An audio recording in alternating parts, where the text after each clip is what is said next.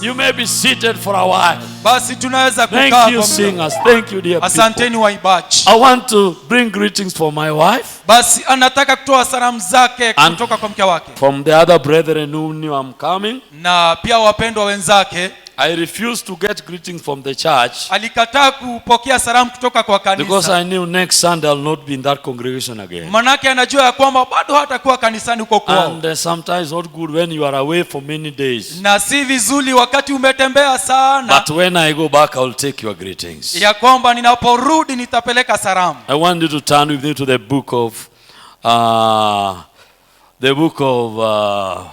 First Kings chapter 18. Taka tukaweza kufungua Biblia zetu katika Wafalme wa Kwanza. And I want to read verse 20. Nataka tukaweza kusoma mstari ule wa 20.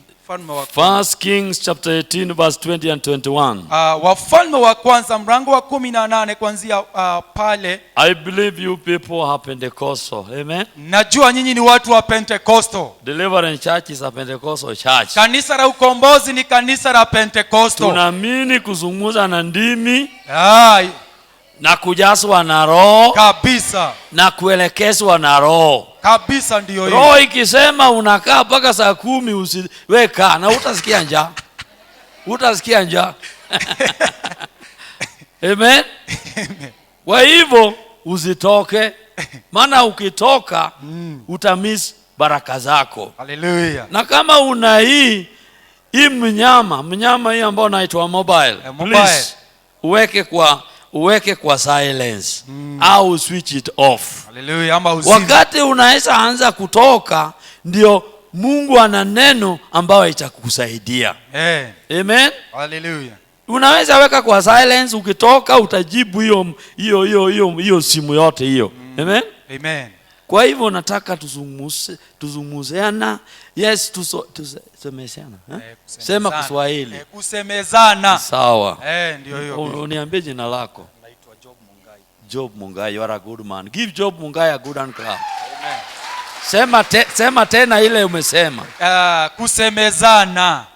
I just want us to talk to one another. Basi nataka tukaweze kusemezana. Because I am just your brother. Manake mimi ni mpendwa mwenzenu. There is only one man who is exalted here. Lakini kuna mmoja ambaye ameinuliwa hapa. That is Jesus. Ambaye ni Bwana Yesu. He is the King of Kings. Yeye ndiye mfalme wa wafalme. Hallelujah. Hallelujah. He is the only one we want to see. Yeye ndiye tu anastahili sifa. We want to see him. Tunataka tumuone. We don't want to see another man. Hatutaki kuona mtu mwingine. We don't want to see Reverend Mwite. Hatutaki kuona mchungaji Mwiti, We don't want to see another person. Hatutaki kuona mtu mwingine. Neither me or anybody else. Ama bishop ama mwingine. We want to exalt him. Lakini tunataka tumuinue huyu Yesu. In the book of 1 Kings. Basi Wafalme wa kwanza. Chapter 17 verse 20. Aya mlango wa 17 mstari wa 20. So Ahab sent for all the children of Israel and gathered the prophets together on Mount Carmel. Basi Ahabu akapeleka watu kwa wana wa Israeli wote, akawakusanya manabii pamoja katika mlima wa Karmeli. And Elijah came to all the people and said, na Eliya akawakaribia watu wote akanena, how long will you falter between two opinions? Mtasitasita katikati ya mawazo mawili hata lini? If the Lord is God, Bwana akiwa ndiye Mungu, follow him. Mfuateni. But if Baal, bali ikiwa Bari, follow him. Ni Mungu, haya mfuateni. But the people answered him not a word. Yeye wale hawakumjibu neno. I want to speak to us on a topic, returning back to God. Nataka kuongea ujumbe wa kichwa cha ujumbe wangu ni kurudia Bwana ama kurejea kwa Bwana. Back to God. Kurudi kwa Bwana ama kurejea kwa Bwana. I know I'm speaking to people who are saved. Najua naongea na watu ambao wameokoka. I'm speaking to people who are going to heaven express. Najua ya kwamba naongea na watu ambao wanaenda mbinguni moja kwa moja. Yet God is telling us, lakini Mungu anatuambia back to God. Ya kwamba tukaweze kumrejea. As this in this, if you get time, please you could read the whole chapter to understand where I'm coming from. Basi ukitaka vizuri ukisoma kifungu chote utaelewa vile ambavyo nilikuwa nasema. Because we don't have time to read the whole chapter. Manake ni kwa sababu hatuna wakati wa kusoma hicho kifungu chote. There was a famine. Kulikuwa na mtu. There was a famine. Kulikuwa na kiangazi. And this famine had come throughout the nation of Israel. Basi hiki kiangazi kilikuwa kimevamia nchi ya Israeli. And it was because the people of Israel had gone far from God. Manake watu walikuwa wamekaa mbali na Mungu. They were people that God was to be their king. Ni watu ambao walikuwa wanastahili kumuinua Mungu kama mfalme. But they had gone far from the God. Lakini walikuwa wametenga huyu Mungu ambaye ni Mungu wa kweli. They had gone, walienda mbali. Walikuwa wameenda mbali. And the time came, na wakati ukafika, that they even started worshiping other gods. Basi wakaanza kuiabudu miungu ingine ya mifano. The notable one was the god called Baal. Na kati ya Mungu ambaye alikuwa anaabudu ni Mungu ambaye alikuwa anaitwa Baali. And this god called Baal, Baal means the Lord. Baal means the Lord. Na huyu Mungu alikuwa kwa jina lingine alikuwa anaitwa Bwana.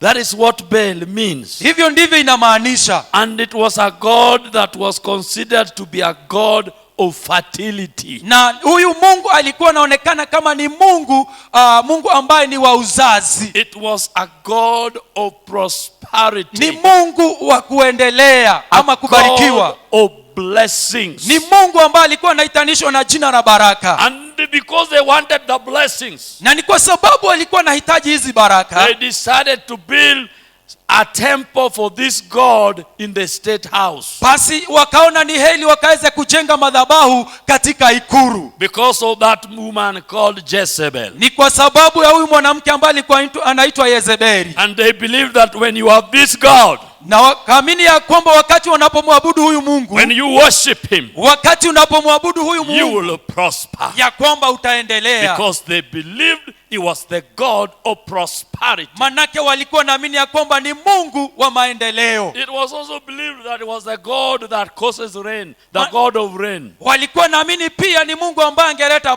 baraka za mvua, And the God of the storms. na Mungu wa nafaka. Yet at this time there was no rain. Lakini kwa wakati huu hakuna hata tone moja la He mvua, could not bring rain. na kukuwa na mvua. It is the man of God Elijah who spoke that for 3 years there will be no rain. Basi tunaona Elia hapa naye anasema kwamba kwa miaka 3 hakuna mvua ambayo itakayomwagika nchi ya Israeli. And after 3 years he spoke and there was rain. Basi baada ya miaka 3 akanena neno na mvua ndio hiyo ikaanza kunyesha. Because he believed in the Lord God. Ni kwa sababu alikuwa naamini Mungu ambaye ni mkuu. Hallelujah. Hallelujah. I want to tell you, child of God, Basi nataka nikuambie wewe mwana wa Mungu, we need to go back to God. ya kwamba inafaa tukaweza kurudi kwake Bwana. Whenever we see things happening in the nation, Wakati tunapotazamia mambo yakifanyika katika nchi yetu, it shows there is something wrong in the church. basi inaonyesha ya kwamba kuna mahali ambapo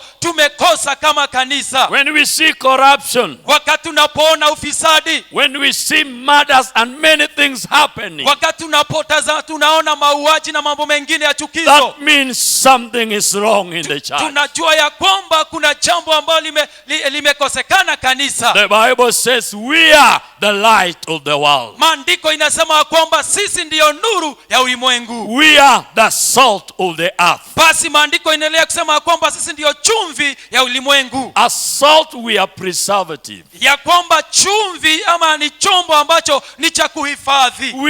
We bring taste where there is no taste. Basi tunaleta ile ladha mahali ambapo hapana ile ladha. We bring healing where there is no healing. Uponyaji tunauleta mahali ambapo hapana uponyaji. But I want to say categorically Lakini nataka kusema hivi kwa mpango, that the church of Kenya needs to go back to God. ya kwamba kanisa la nchi ya Kenya linastahili tukaweze kumlejea huyu And when Bwana. I'm talking about the church, I am not excluding anybody. All of us need to go back to God. Wakati naposema kanisa, siondoi watu wengine ama kuwachagua, lakini nakusanya watu wote tuwarejeshe kanisa. Why? Ni kwa nini? A time has reached that we worship materialism. Wakati umefika na tukaanza kuabudu mambo ya ulimwengu huu. We talk about prosperity more than talking about Jesus. Basi tunaongea kuhusu kubarikiwa kuendelea zaidi ya ufalme wa Mungu. We don't talk about how the Lord has revealed himself, how I have known him better. Hatuongei vile ambavyo Bwana amejifunua kwetu na vile ambavyo tumemfahamu zaidi. I will talk of how many houses I have built. Basi tunaongea kuhusu manyumba How yale. much money I have made. Basi zile fedha ambazo nimetengeneza. We have become materialistic. Tumekuwa watu wa mambo ya dunia. We have become people that worship money instead of worship God of money. Basi tunaabudu pesa kuliko kuabudu Mungu ambaye anatubariki na zile I am fedha. not saying, my friend, money is bad. Basi sisemi zile fedha ni mbaya. I am not saying it's bad to own some building in Ngong. Mimi sisemi ya kwamba kuwa na ploti Ngong ni vibaya. It is a good thing. Ni jambo ambalo ni la But maana. the Bible tells me something. Lakini maandiko yasema jambo. In Matthew 6:33. Ya kwamba Mathayo mlango wa 6 mstari wa 33. That seek first the kingdom of God. Ya kwamba utafuta ufalme wa Mungu With kwanza. all his righteousness. Na haki yake. And all these other things shall be added unto you. Basi mambo haya mengine yote yatakuja. That as we worship God number one. Lakini lazima tumwabudu Mungu kwanza. As we put it number one in everything. Lakini tunapoweka jambo kwanza, He will ensure that you have a home to live on. ya kwamba atahakikisha ya kwamba uko na mahali. He will ensure that your children go to school. Atahakikisha ya kwamba watoto wetu wamesoma. He will ensure that you have money. Atahakikisha ya kwamba umepata fedha. Hallelujah. Hallelujah. David says, Daudi anasema I've been young ya kwamba tangu nilipokuwa mchanga and now I am old. na sasa nimezaa. wamezeeka. I have never seen a child of a righteous beg bread. Sijawahi ona mtoto wa mwenye haki My akitaka friend, let God be God. ya kwamba wacha Mungu akainuliwe. Let God be God. Wacha Mungu akawe Mungu. Let Jesus be Lord. Wacha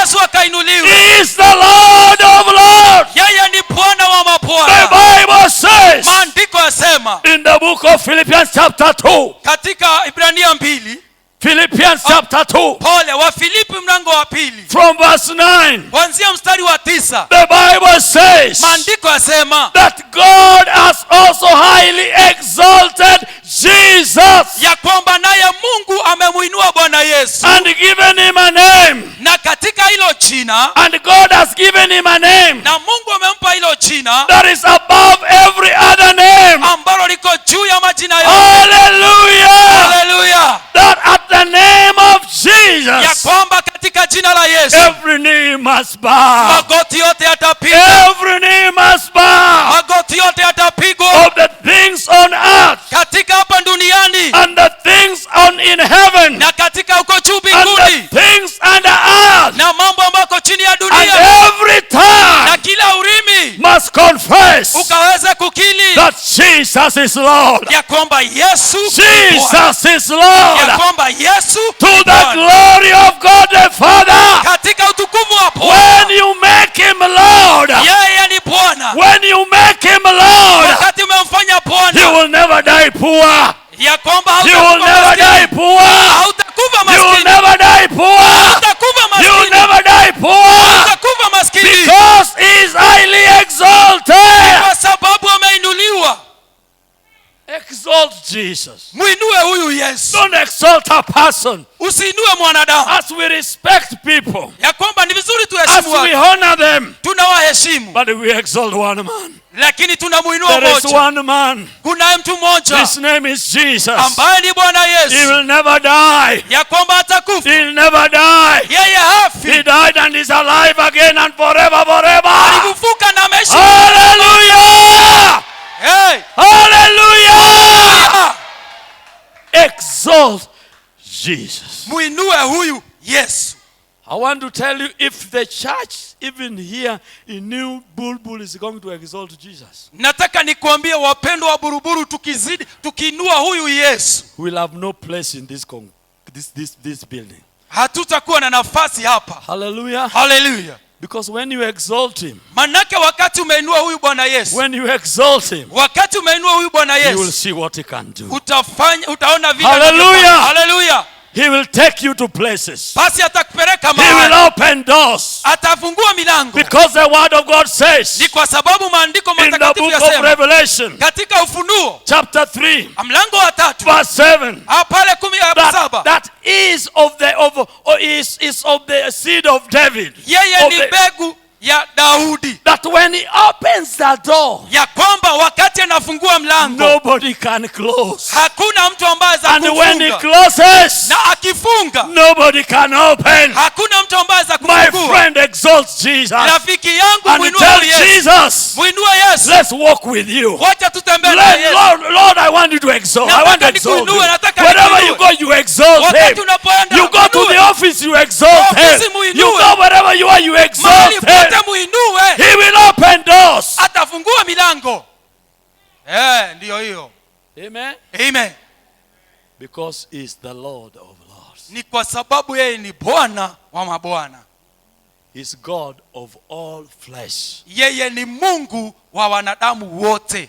He is God who can do anything. Yeye ni Bwana ambaye anaweza fanya kila jambo. He is saying, I am the Lord God of all flesh. Is there anything impossible? Yeye asema mimi ni Mungu ambaye niliwaumba wanadamu, kuna jambo ambalo lisiloliweza. Tell your friend back to God. Mwambie mwenzako basi mrejee Bwana. Talk more about God. Ongea zaidi Talk kuhusu more Bwana. about Jesus. Ongea zaidi kuhusu huyu Yes. Yesu. Haleluya. Wengine wetu tunazungumza sana habari ya siasa. Uhuru, Ikaenda. Ruto, Aha. Raila.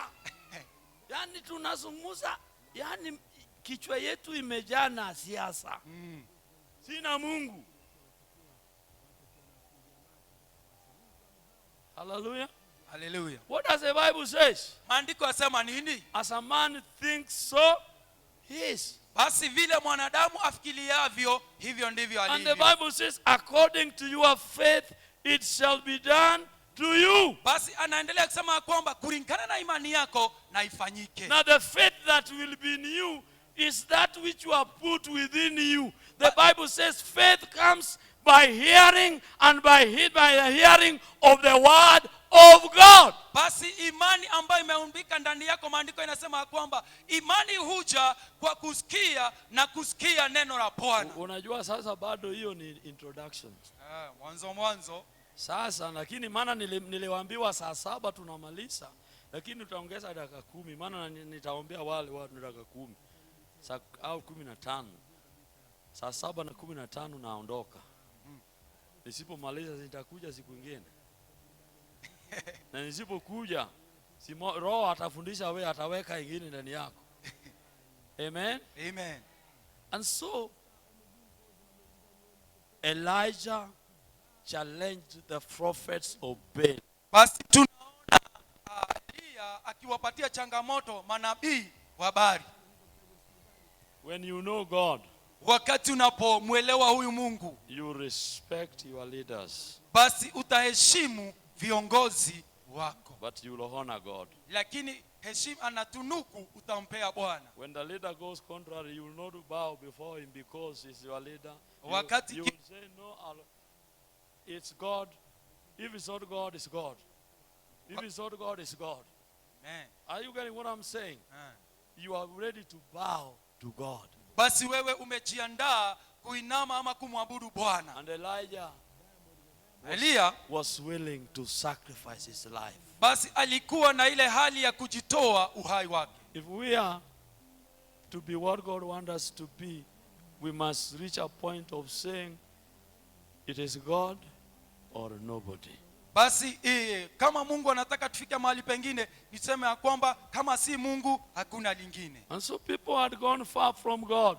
Na watu wameenda mbali na Mungu. And so there was drought, there were problems in the nation. Basi kulikuwa na kiangazi katika nchi ya Israeli. And so Elijah challenged the prophets of Baal and the leader and the people there. Basi Elia anawapatia changamoto manabii wa Baali na watu ambao walikuwa naishi pale. I want you to get something. Nataka uelewe jambo. The gods of then, ya kwamba miungu yao, those gods used to go on a contest. Wale ambao walikuwa miungu yao ambao ilikuwa kama mashindano. Wanaenda mashindano.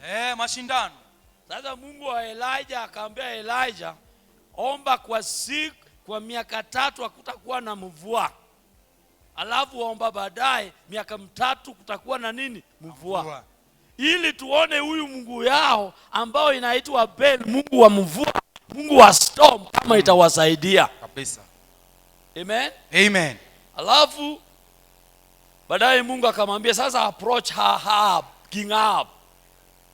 Maana kilikuwa watu wana vitu zinakufa, njaa zinakuwa too much.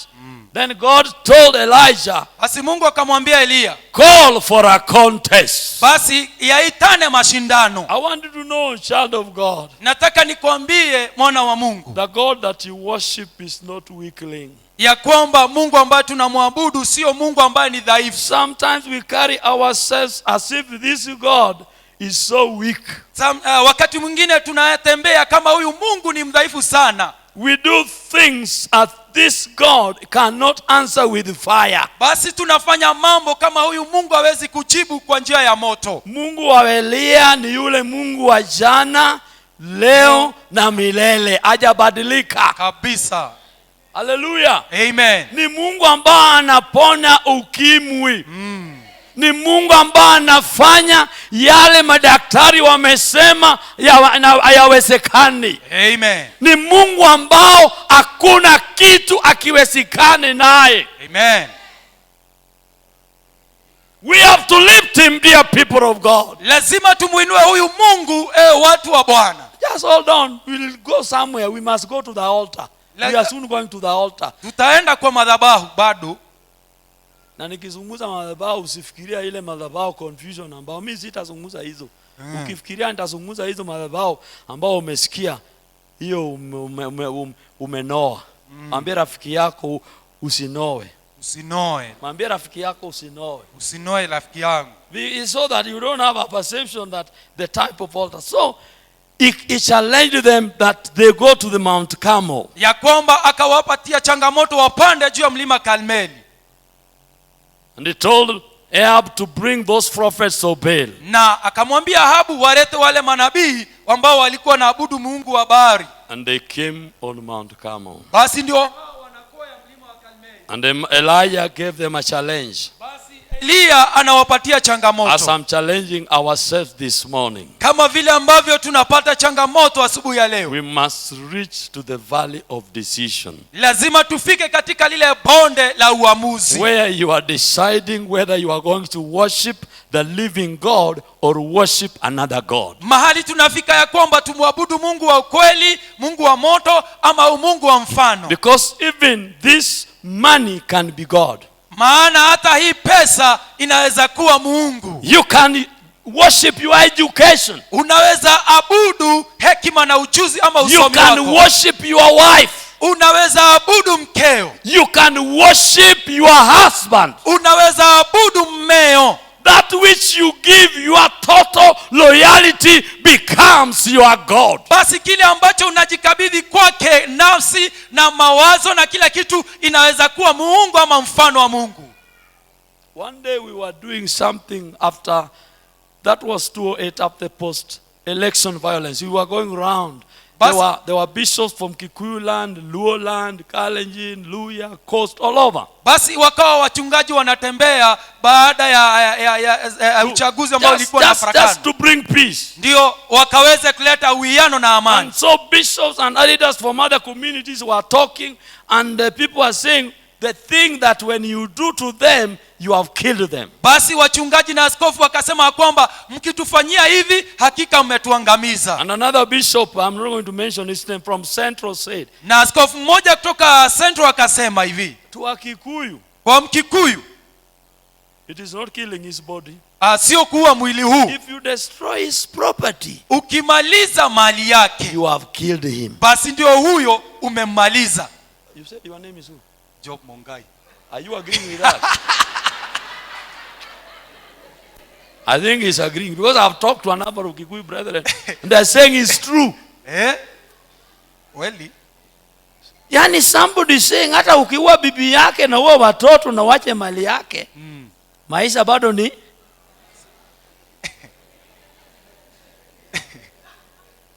so you can worship your property. Basi unaweza kuabudu fedha na mali yako. That once that thing is taken from you, ya kwamba you are dead. Ya kwamba hicho kitu kikiondolewa kwako umekufa. If your wife dies or something happens, you are dead. Mke wako akifa, basi na wewe huna tumaini. We must reach a point of a decision. Lazima tufike katika hatua ya uamuzi. That's what Elijah was challenging the people with. Hivyo ndivyo Elia alikuwa anawapatia changamoto. That you must choose whom you are going to serve today. Ya kwamba lazima muamue ambao mtakayemwabudu. If your property is God, worship it. Ya kwamba kama mali yako ni Mungu, abudu. Dear people of God, we must not be in between. We must reach a point where we are saying, God, you are God. Wapendwa, tusiwe katikati. Lazima tufike mahali tuseme ya kwamba wewe ndiwe Mungu na ni Mungu kabisa. Why does the Bible says? Kwa nini maandiko yasema hivi? That in everything give thanks. Ya kwamba katika kila jambo shukuru Bwana. If you have done a bit of language, I may have not done much of it, but when the word everything means everything minus nothing. Kwa maandiko inasema kila jambo in everything, kwa kila jambo give thanks. Shukuru. For this is the will of God in Christ Jesus concerning you. Manake haya ni mapenzi ya Mungu kulingana kwako. Wacha nikuambie, ilifika wakati ambao Job alienda hakuwa na chochote. Lakini bado Ayubu alisikuru nani? Mungu. Na wakati Ayubu alisikuru Mungu, Mungu alifanya miujiza, alipata 3 times yale alilose. Wakati unamweka Mungu mbele, Let me tell you, child of God, Wacha nikwambie God mpendwa, does not see our face. ya kwamba Mungu ataona uso wetu. He looks at our attitude. Anaangalia lengo na kusudi He letu. sees within our hearts. Anaangalia nyoyo zetu. Why do you come to church? Kwa nini umekuja Is kanisani? it because people come to church? Ni kwa sababu watu wanakuja? Is it because in the church you can get another beautiful young girl or handsome man? Ni kwa sababu kanisani unaweza pata kipuuza mwingine hapo ndani? Au unakuja kanisa unajua nikitolea Mungu do fulani, ngiri fulani, nitapata ngiri fulani. God looks at your attitude. Basi Mungu anatazama moyo wako. I love giving and I give and I'm a giver. Ninapenda kupeana na ninapeana. But we must look at our attitude. Lakini lazima tuangalie malengo na kusudi. Hallelujah. Hallelujah. Hallelujah. Hallelujah. I want to hear a big amen. Hallelujah. Hallelujah. Hallelujah. Hallelujah. Muuliza rafiki yako, where is your heart? Where is your heart?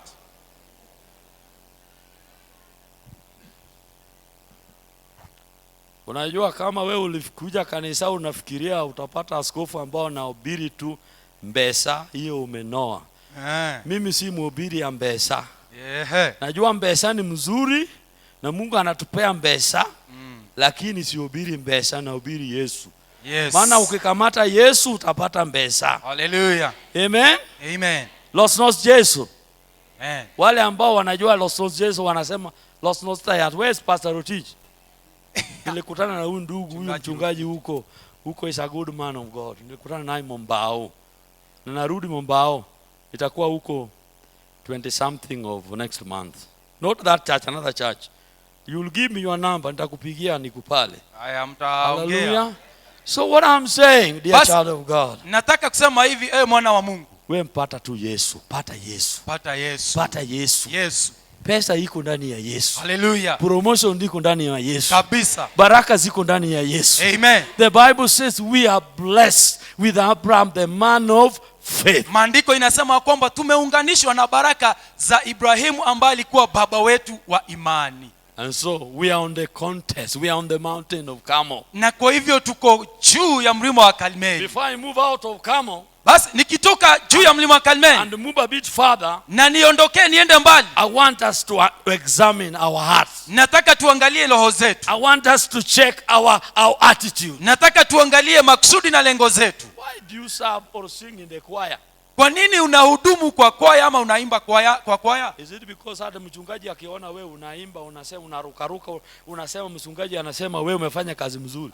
What is your attitude? Yani lengo lako ama nia yako ni nini? When you give your money, wakati unapeana pesa yako, do you give it to God or you give it to the man of God? Unapeana kwa Mungu ama unapeana kwa mtumishi wa Mungu? I am not saying it's bad to give to the men of God. Sisemi ni vibaya kupatia watumishi wa Mungu. But as we do it, what is our attitude? Lakini tukifanya vile, nia yetu ni nini? Maana Mungu yeye si binadamu kama mimi na wewe. Wewe unaniangalia tu unasema yule ni askofu. Mwingine ananiangalia, akiona uso yangu anaona Raila. I am serious. And I'm very serious. It is in the church. Askofu wako serious. Ukiona mhubiri askofu wa Mkikuyu, ukiona yeye tu unaona Uhuru. Badala ya kuona mtumishi wa Mungu, ukimwona huyu mnaona tu Kalonzo.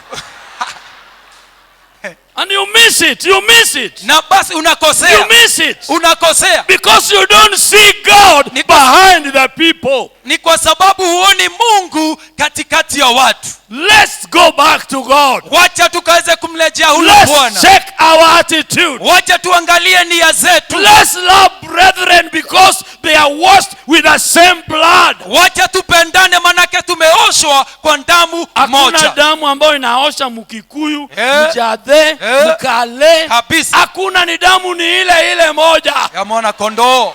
Kama wewe unitaki, na shangaa heaven gani unaenda? Ndio hiyo. Ukiniona unaona Mjathe. Badala ya kuona mtumishi wa Mungu. Hallelujah. Ukiona unaona Kalonzo. Badala ya kuona mtumishi wa Mungu. Ukimuona unaona Uhuru Kenyatta. Badala ya kuona mtumishi wa Mungu. Bingu gani? Hakuna bingu ya Wakikuyu, Hakuna. na hakuna bingu ya Wajathe Sema na Bishop. Waluya. Kabisa. Bingu ni moja, Moja. na tunaenda na damu ya Yesu. Kabisa. Haleluya. Hallelujah. Hiyo damu inaosha Mkikuyu, ndio inaosha Mluya. Kabisa. Damu ya nani? Ya Yesu. Na kama wewe una damu nyingine, utabaki hapa. Labda ya kondoo hiyo. Unajua, wacha nikuambie, si lazima ati umekuja kanisani unaenda mbinguni. Hata umesema umeokoka, you must walk the walk or talk the talk of mbinguni. Lazima utembee na ufanye na uamini kulingana na imani ya mbinguni. Pastor Kenga, Bwana asifiwe. Mchungaji Kenga, Bwana Habari za asifiwe. Mombasa bwana. Hali namna gani? Hallelujah. Najua tukienda Mombao tunazungumza Kiswahili cha Mombao, Kabisa, si cha ndio hiyo. bara. Kiswahili ya Mombasani. Do you know what I'm doing? They have told me something. Basi wameniambia In jambo. communication for 5 minutes people are with you, then they go away. Basi So sometimes I try to bring you back. manake najaribu kuwarejesha. Pengine ndugu yangu ni mfanyabiashara, wewe ni mfanyabiashara, pengine anaona ile biashara imeenda naona gani, na hiyo that is normal. Si ati nini unaenda ruko unarudi, so nataka nikurudishe wakati naenda coast. So that is, I'm also giving you a bit of tips of public communication. Lazima tuongee. Because sometimes we talk in 1 hour. Manake wakati mwingine tunaongea kama risari moja. Only 20% people retain. Those others inaenda tu. 20% ndio tu inabakia, hiyo ingine inaenda. So when they were on the contest, Na wakati walipokuwa kwenye mashindano, this is where I'm going to end up with, because we don't have time. manake hapa ndio nataka nitamatishe, manake hatuna ule wakati. Elijah challenged the people. Basi Eliya anawapa changamoto That bring 2 bulls. ya kwamba warete mafahali wawili. I will take one, Nitachukua moja, and another one you will give to the prophets of Baal. kisha mchukue mmoja kwa manabii wa Baali. And we will offer sacrifice. Basi tutatoa dhabihu ama kafara. We are not going to put, there's not going to be any fire under the altar. Hakutakuwa na moto chini ya madhabahu. And we are going to pray. Basi tutaomba, The God who will answer with fire Mungu ambaye atajibu kwa njia ya moto, is God. huyo ndiye Bwana. And you know, Elijah challenged the people. Basi Eliya anawapa changamoto wa He watu. told them, you go ahead, you are many. Akawaambia, endeleeni, nyinyi ni wengi. Offer your sacrifice to your God. Basi toeni dhabihu zenu kwa huyu Mungu wenu. Let me say something briefly about altar. Wacha niongee kidogo kuhusu madhabahu.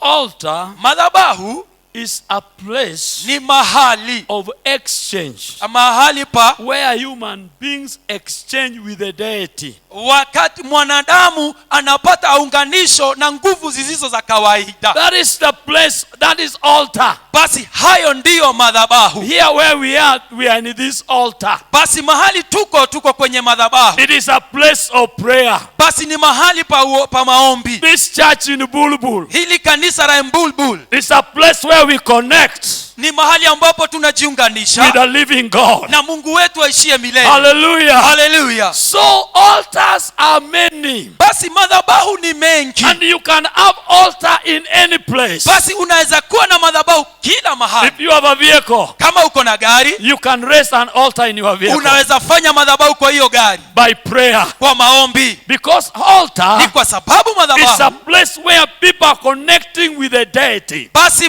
madhabahu ni mahali mwanadamu anajiunganisha na And we nguvu za connect kawaida. with our God through prayer. Basi tunajiunganisha na Mungu wetu kupitia hali ya maombi. I don't want to say many things, Sitaki kuongea mambo mengi, because there are many things have been said which are not right. ni kwa sababu kuna mengi ambayo yameendelea ambayo And hayafai. so Elijah challenged them. Basi tunaona Eliya akiwapa And changamoto the people went ahead. na watu wakaendelea. They offered to their God. Basi wakachinja huyu fahali, And they put it in, they directed an altar for their God. wakatengeneza nyama na wakatengeneza madhabahu kwa njia ambayo inafaa. And they cried to their God. Na wakalilia huyu Mungu The wao. Bible says Maandiko they yasema even cut themselves ya kwamba wakaanza kujikata na visu with the blood gushing out. na pia damu ikaanza kumwagika. Let me tell you something. Wacha nikuambie There is no altar ya kwamba hakuna madhabahu, that you cannot go without offering a sacrifice. ya kwamba lazima utoe dhabihu. And the sacrifice they used to offer then were living animals. Na dhabihu ambazo walitoa ni ni wanyama ambao walikuwa na uhai. And though the blood had to come out, Na lazima damu ingechinjwa ama itoke. they thought it is not just enough to offer this, we need also to cut our blood. Wakaona ya kwamba hiyo damu ya fahali haitoshi, lazima nasi tumwage damu And yetu. let me tell you something. Lakini wacha nikuambie, Even if you don't worship the living God, hata kama huabudu Mungu wa ukweli, if you worship the devil, ukimwabudu shetani, you must offer some sacrifice to the devil. lazima utoe There kafara is kwa no ibilisi. worship, there is no connection without offering some sacrifice. Hakuna kuunganika bila kutoa kafara. And the devil needs blood. Na shetani anapenda damu. Even sometimes he may tell you, get a blood of somebody. Basi kwa njia nyingine anaweza kukuambia toa damu ya mtu fulani. We used to have a man from where I come from. He had a fleet of matatus. Basi askofu alikuwa na jamaa mmoja ambaye alikuwa na matatu nyingi sana. And what he would do before any new one goes on the road,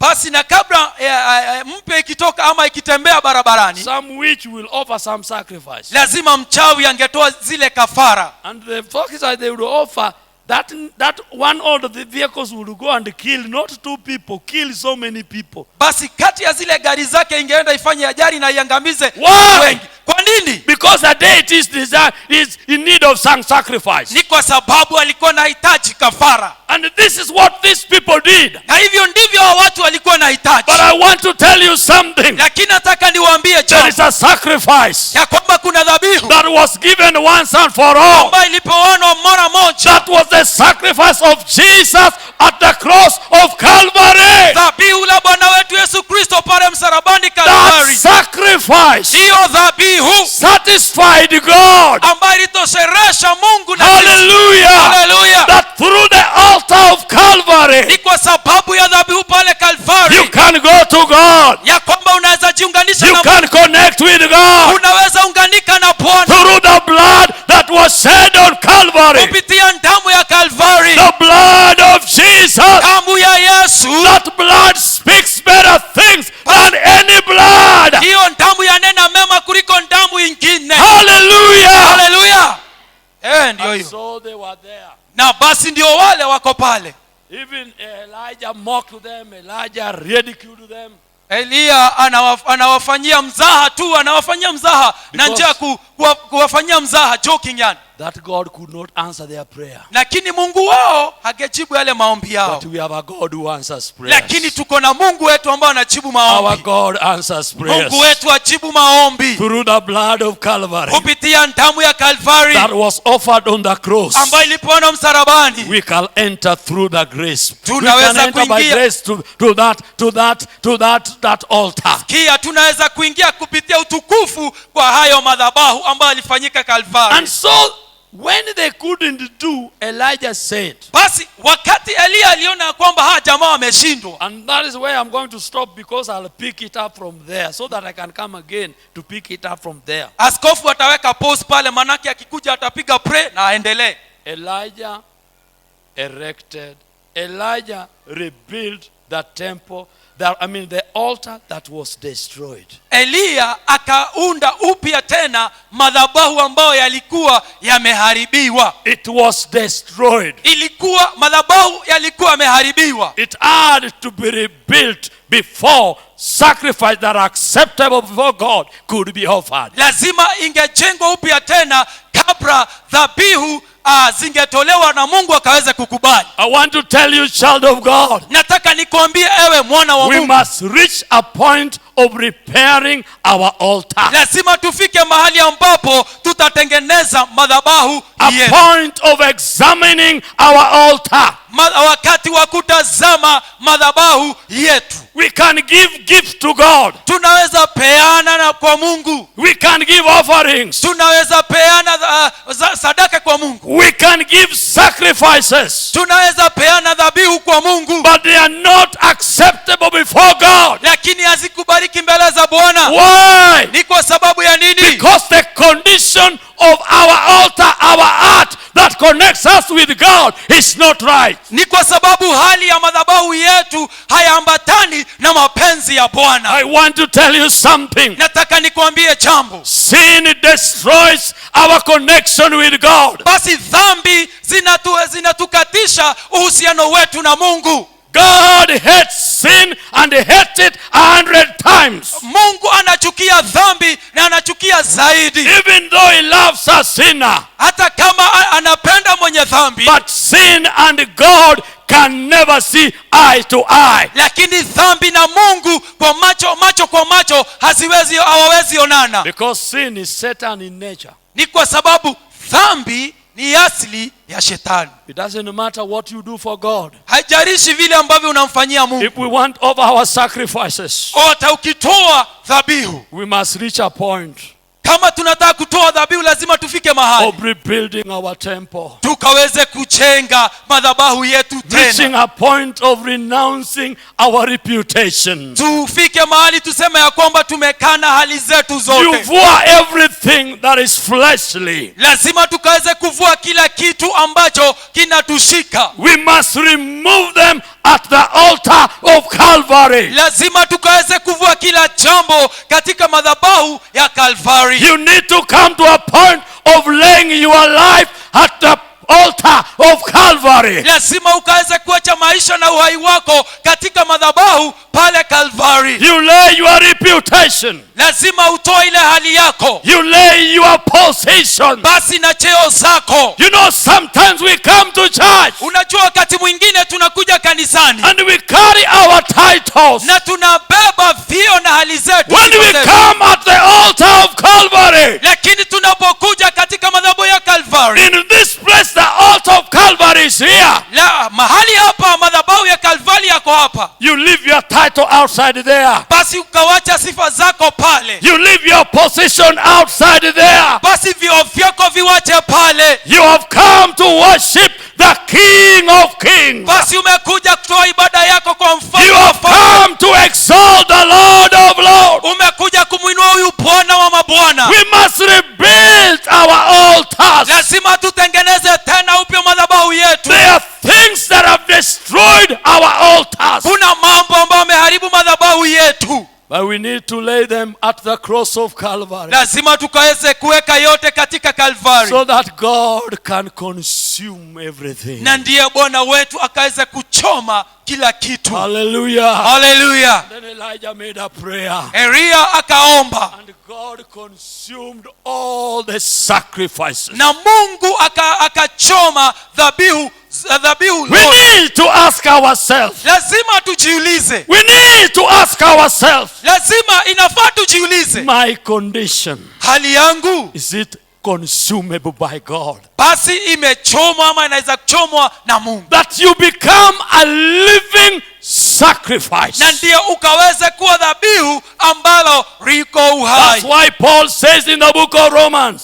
Paul anasema katika Warumi. That present your bodies as a living sacrifice acceptable to God. Basi tukaweze kupeana mili yetu kama dhabihu ambalo linalokubalika mbele za Bwana. Anything unholy can never see the face of God. Basi kila jambo ama kila mtu ambaye si mwenye haki mtakatifu hawezi kuona huyu Mungu. Nataka ujiulize, hiyo tithe unatoa ni tithe takatifu?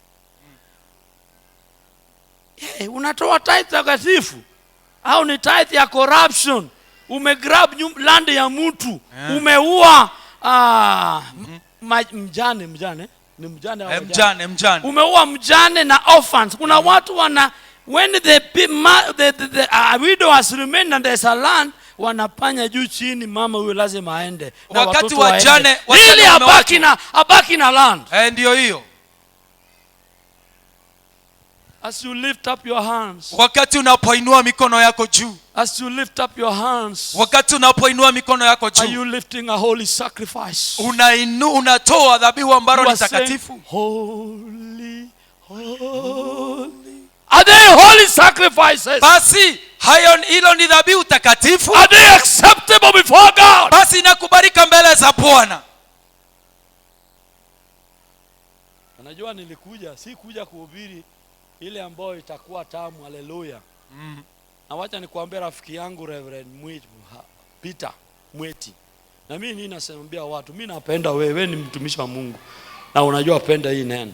Na nimeenda mahali nimeambia watu, kama upendi mimi mahubiri zangu, maana saa nyingine nakuwa kali. chungu, hiyo tunasema bye bye, because let the truth be told. Let's turn back to God. Wacha tukaweze kurudi kwake Bwana. Amen. Amen. Let's turn back to God. Tukaweze kumlejea huyu Bwana wetu. Ili macho yetu hiyo, kama wewe kijana ukienda in the internet, picha gani una watch? What type of music are you listening to? Basi ni nyimbo zipi ambazo What sacrifice are you offering from your mouth? Basi ni dhabihu ipi ambayo unatoa kutoka kwa kinywa chako?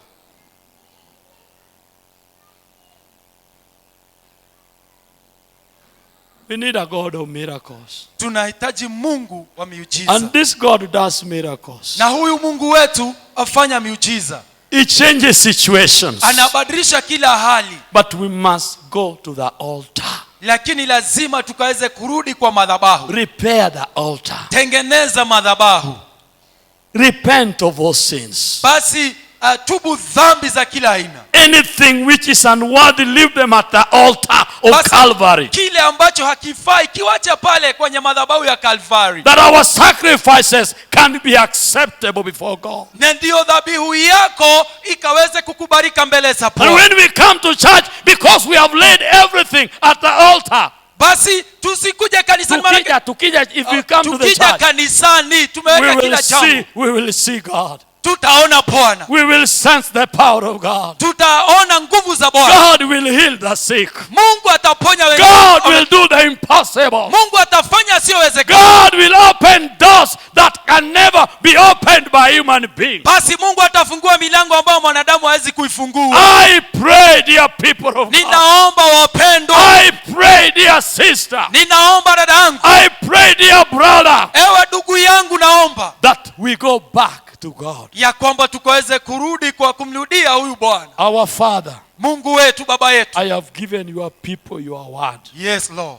That you gave me. Oh, yes. Holy Spirit of God. Hallelujah. Now work in the hearts of your people. Hallelujah. Do a miracle.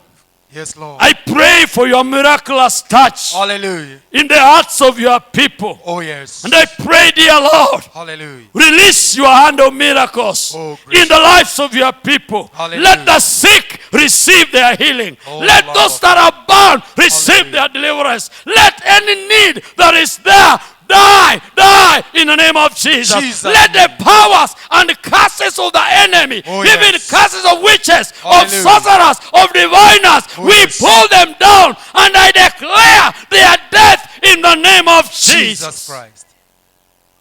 I pray for open doors. Oh, yes, Father. I pray for your blessings. Yes, Lord.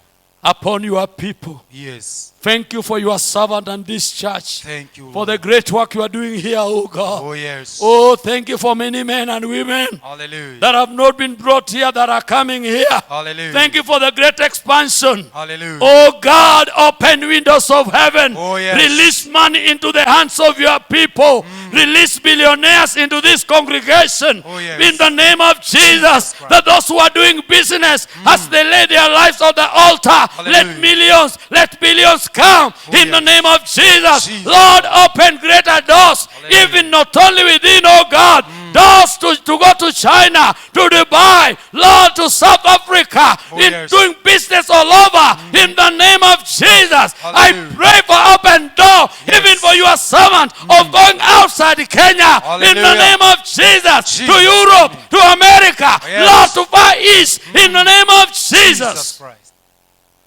Bless your people, dear Lord. Hallelujah. I speak your blessing upon your people. Hallelujah. In Jesus' name. Amen. Let everybody say amen. Kila mtu aseme amen. Let everybody say amen. Basi kila mtu aseme amen.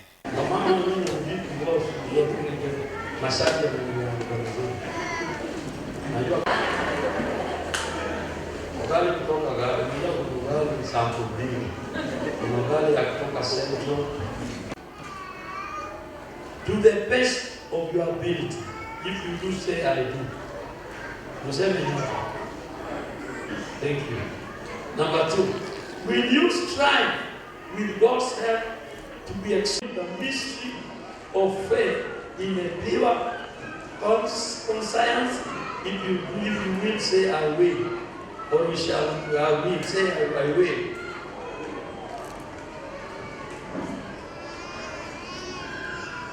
So I want to say, I want to give you a charge. In the book of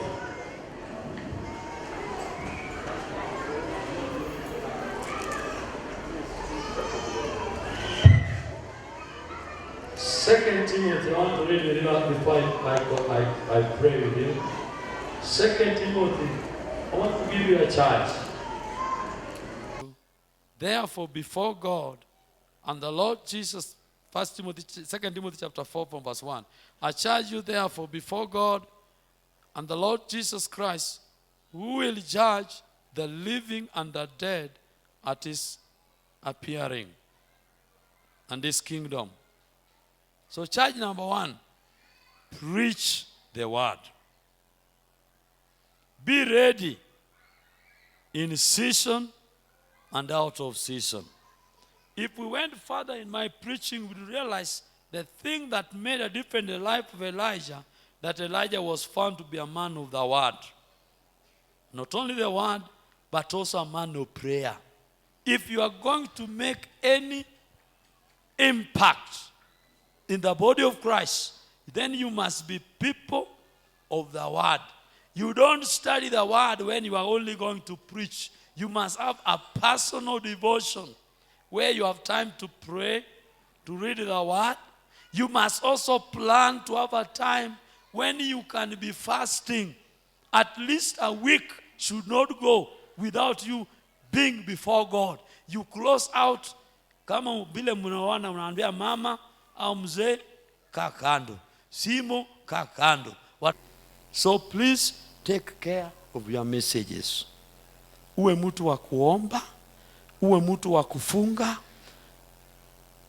Isiwe mtu tu ambao ukianza kufunga unasikia tumbo inasema, kichwa inaanza kugonga.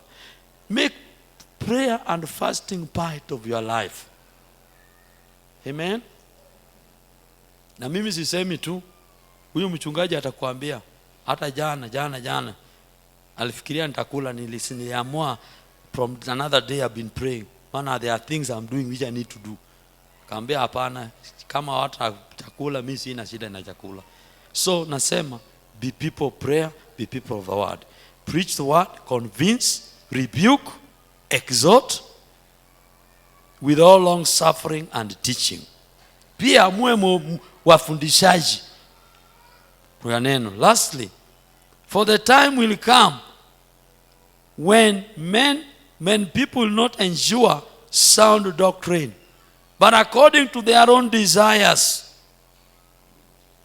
because they have itching ears, they will heap up for themselves teachers, and they will turn their ears away from the truth and be turned aside to fables.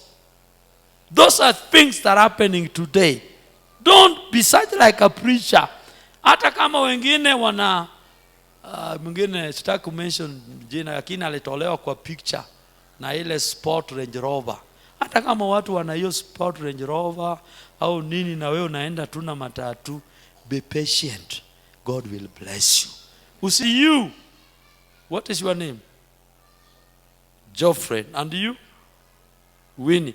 But no, wacha tu mimi. But you, Geoffrey and Winnie, be watchful in all things. Endure afflictions. Afflictions will come. If you are going to serve God, uliza huyu mtumishi wa Mungu, kuna afflictions. Jana alikuwa anaambia kuna wakati ambao you are in a situation where una survive tu. Na sisi wengine tumepita hapo. Before we could all plant churches in Western Kenya from Migori border to Busia border, tumeenda mali. Saa nyingine unanyesewa, unatembea viatu imenini paka unashangaa. Kuna wakati siku moja mtumishi nauliza na alia mnasema, Mungu, hii ni wewe uliniita au nilijiita? Of an evangelist, win souls, fulfill your ministry. Today we are going just to lay hands on you. We are going to anoint you. But it is you to fulfill, to prove that which the men of God and the women of God have seen in you. What are your name? What's your name, my brother? Solomon? Joy. Joan. But you, Solomon and Joan, be watchful in all things. That means be sensitive in the spirit. The problem we have in the church today, the gifts of the Holy Ghost are not in operation. Being watchful means you are able to discern even spirits that are in operation. That is expected so that you can safeguard the flock of God. It's you, the senior pastor, that you can stand here on the pulpit and tell the members there is another wolf who have come, a preacher in the name of... And you, Geoffrey and Winnie, be watchful in all things. You help the man of God. Enduring afflictions. Afflictions will come, but endure. Do the work of an evangelist. Fulfill your ministry. Now, we want to anoint you. We want to consecrate you. Hii oil si miujiza. I want only pray. You know God, Jesus turned water into wine. We breathe His presence in this. Actually, in the Old Testament, oil was a symbol of the anointing. I mean, that anointing of oil was the symbol of the Holy Spirit. And so we pray that the Holy Spirit will come upon them and will turn them into a different people. When King Saul was millions, money that they never handled, Father, bless them. Bless them, that they be a blessing to your servants, even senior pastors and other pastors and their families. Lord, we thank you. May they be a blessing to men and women in this congregation. We thank you, we bless you. In Jesus' name, amen. Amen. God bless you. Thank you, Bishop. You can give them the certificates. You can just come pose for the photograph so that Amen.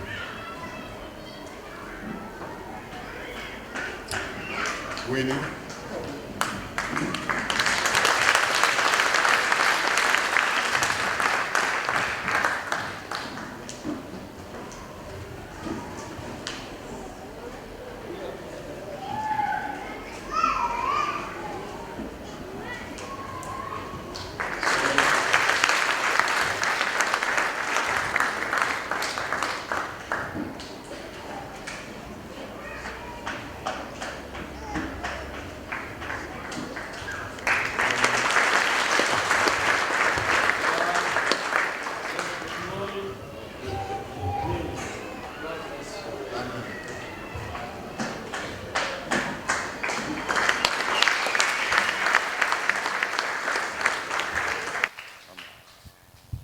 Nataka sema nashukuru Mungu. Asante sana mtumishi kwa kunikaribisha.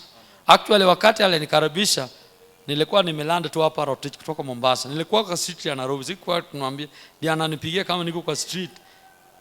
Nikasema nitacheck. Lakini roho ikasema baadaye nikuje. Maana nilikutana na wewe huko Mombao. Na wewe ni mtu mpoa. God bless you. We love you. Don't you love your pastors?